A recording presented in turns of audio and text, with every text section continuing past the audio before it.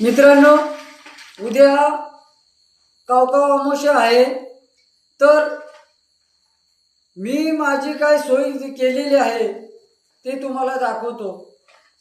मी 12 गाव फिरलो। किती? 12 गाव फिरलो, 12 आणि 12 भाज्या आणलेत। दाखवू का? हे बघा, सांगतो नको बोलतो।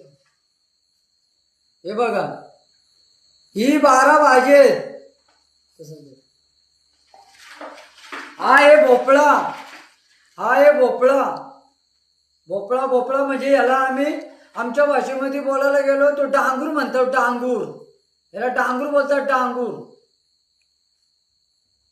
आणि ही आहे चिंबोरी, ही आहे चिंबोरी।